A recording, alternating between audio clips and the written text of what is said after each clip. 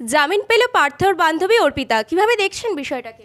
বাহ, মানে অপা, হ্যাঁ অপার জুটিতে তো লুটিপুটি খায় মমতা ব্যানার্জির সরকার।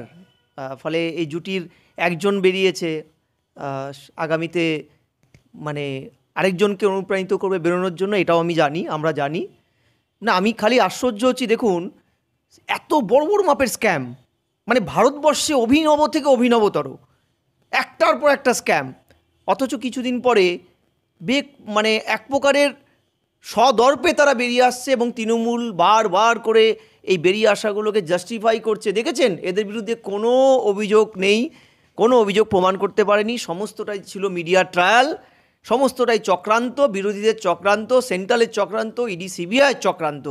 এই যে কথাগুলো আপনি খেয়াল করে দেখবেন, কালীঘাটের কাকুর গলার স্বরটা কোথায় হারিয়ে গেল। আমরা শুনলাম কালীঘাটের কাকু এখন অ্যাপিল করতে যাচ্ছেন বা করেছেন যে আমি কেন এতদিন বসে আছি, আমাকে কেন বিনা ইয়েতে অপরাধের সাজা খাটতে হচ্ছে। এই যে পুরো ব্যাপারটায় যেন আইন ব্যবস্থার প্রতি কেন্দ্রীয় এজেন্সি তাদের প্রতি কিন্তু সাধারণ মানুষের একটা বিশ্বাস ভঙ্গতা তৈরি হয়েছে। আপনি রাস্তাঘাটে এই ক্যামেরা বুম ধরে জিজ্ঞাসা করুন, যতজন লোককে জিজ্ঞাসা করবেন, শুভবুদ্ধি সম্পন্ন প্রত্যেকটি মানুষ অন্তত এই কথাটাই বলবে, তারা হতাশ এই ঘটনাগুলোয়। আপনি ভাবুন তো, যার ঘরের খাটের তল থেকে কোটি কোটি টাকা পাওয়া গেছে, সে টাকাগুলোর সোর্স কি আজ অবধি তিনি বলতে পেরেছেন? ফলে তারপরেও তাকে বেরিয়ে যেতে হচ্ছে জেল থেকে, ন্যূনতম কিছু বন্ডে ইয়ে করে দিয়ে তাকে বেরিয়ে, কুন্তল ঘোষ বেরিয়ে গেছেন, যার সাথে বিশাল অঙ্কের টাকার লেনদেন প্রমাণিত, আমরা বিভিন্ন ক্যামেরায় দেখেছি।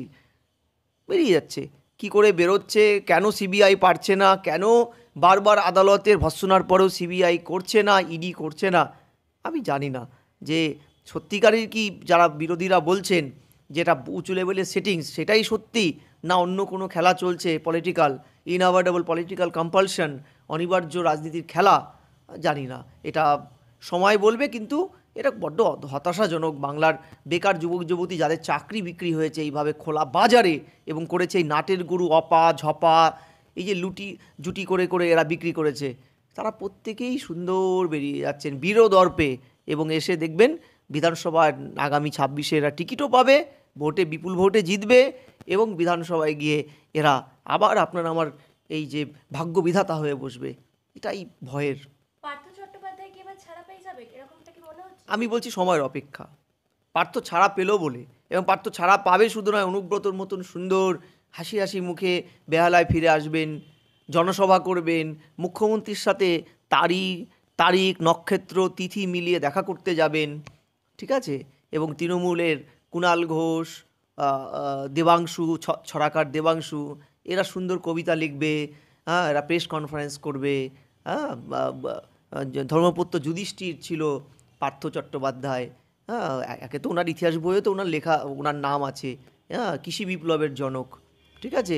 এরপরে হবে হচ্ছে ধর্মপুত্র যুধিষ্ঠির, যে যুধিষ্ঠির বিনা কারণে এত বছর জেল খাটিয়েছে, কেন্দ্রের চক্রান্ত, বিরোধীদের চক্রান্ত, এইসব লেখা হবে, দেখবেন আমাদের শিশুরা পড়বে এগুলো শিশু পাঠ্যে। আদানি নিয়ে তোলপাড় দেশ, কথা উঠছে মুলতবি হয়ে গেছে সংসদ, কি বলবে? না দেখুন, আদানি এই ঘটনাটাকে কিন্তু সেন্ট্রাল গভর্নমেন্ট সন্তর্পে বিতর্ক এড়িয়ে যাচ্ছে আদানি ইস্যুতে।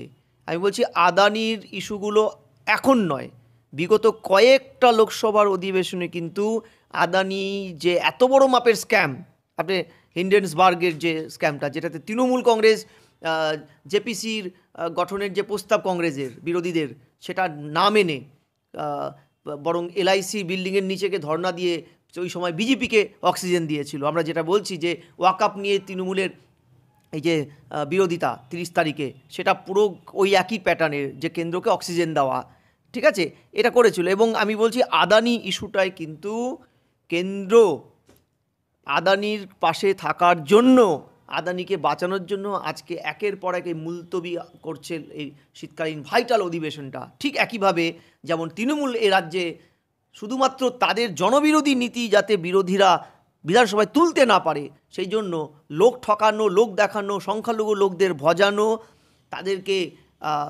মিথ্যাচার করা, তাদের প্রতারণা করার জন্য এই ওয়াকআপ নামক একটি বিল আনতে চলেছে, যাতে বিলের কার্যকারিতা তারাও জানে হবে না, কারণ সেন্ট্রাল একটা বিল আনলে স্টেটের বিলের কোনো মূল্য থাকে না, বরং বিলটা এনে অধিবেশনে বিরোধীদের বিভ্রান্ত করে টাইমটা নষ্ট করবে, ওদিকে সংখ্যালঘুদের কাছে বার্তা দিবে, দেখেছো আমরা তোমাদের কত প্রাণের মানুষ, কাছের মানুষ, হ্যাঁ তোমরা আমাদের দুধের গাই।